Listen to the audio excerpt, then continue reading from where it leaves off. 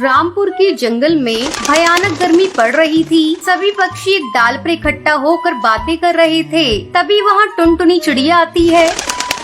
अरे तुम सब यहाँ बैठकर क्या बातें कर रहे हो? अरे टुनटुनी चिड़िया, तुम कब आई? तुम तो इतनी पिद्दी हो कि किसी को दिखाई ही नहीं दे रही। ज्यादा मत बनो कालू कौवे, इतना घमंड करना ठीक नहीं। तू मेरे पिद्दी होने का मजाक उड़ाता है। रुक, मैं तुझे अभी बताती हूँ। इतना कहकर टुनटुनी चिड़िया कालू कौवे को मारने उसके पीछे पीछे भागने लगती है। टुनटुनी चिड़िया, छोड़ना नहीं इसको, बिना मारे वापस मत आना। कालू कौवे और टुनटुनी चिड़िया का झगड़ा देखकर सारे पक्षी हंसने लगते हैं। गुस्से में कालू कौवा वहाँ से अपने घर आ जाता है और घर आकर गुस्से में कहता है, आज मेरे ऊपर सारे पक्षी हंस रहे थे। मैं इन सबको सबक सिखा कर रहूंगा। मैं इनके साथ वो करूंगा जो इन्होंने सपने में भी नहीं सोचा होगा। कालू कौवा सोचने लगता है कि ऐसा वो क्या करे जिससे पक्षी कभी भूले नहीं। वो टेबल पर पड़ी कैंची उठा लेता है और वहाँ से चल देता है। वो चुपचाप टुनटुनी चिड़िया के घर जाता है। उस समय टुनटुनी चिड़िया आराम से सो रही थी। चुपके से कालू कौवा टुनटुनी चिड़िया के पास जाता है और उसके पंख काट देता है। आज मजा आएगा। बड़ी चालाक बन रही थी, मुझसे पंगा लेने चली थी पिद्दी चिड़िया। अब मैंने इसको उड़ने के काबिल नहीं छोड़ा। कालू कौवा टुनटुनी चिड़िया के कटे हुए पंख को लेकर घर वापस आ जाता है और उसे छुपा देता है। अगले दिन जब टुनटुनी चिड़िया सोकर उठती है तो वो देखती है कि उसके पंख कटे हुए हैं। वो रोने लगती है। ये क्या? कल रात तो मेरे पंख सही सलामत थे।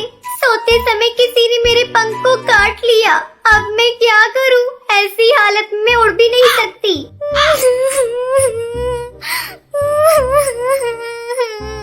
उसी रात कालू कौवा हरी तोती के भी घर जाता है और उसके भी पंख काट डालता है। इस तरह कालू कौवा एक एक करके उन सभी पक्षियों के पंख काट डालता है जो उस पे हंस रहे थे। बड़े चले थे मेरी हंसी उड़ाने। इनका पंख काटकर मैंने इनकी सारी हेकड़ी निकाल दी। इनके कटे पंख देखकर मेरा कलेजा ठंडा हो गया। वहीं दूसरी तरफ पूरे जंगल में हड़कंप मच जाता है। अरे टूनी चिड़िया, तूने कुछ सुना? कल रात किसी ने पक्षियों के पंख काट डाले।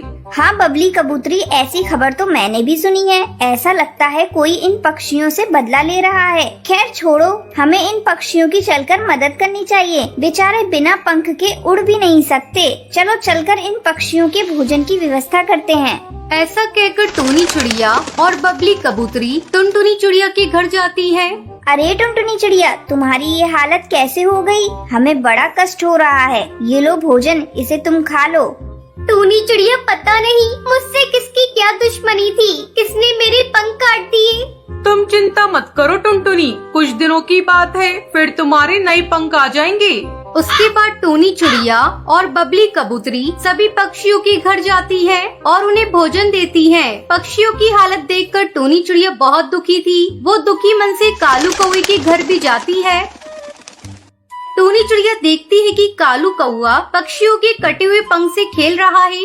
अरे ये क्या कालू कौवे, सभी पक्षियों के पंख तुम्हारे पास कैसे? इसका मतलब तुमने ही उन पक्षियों के पंख काटे हैं। ये तुमने बहुत बड़ा अपराध किया है, इसलिए अब तुझे सजा मिलेगी।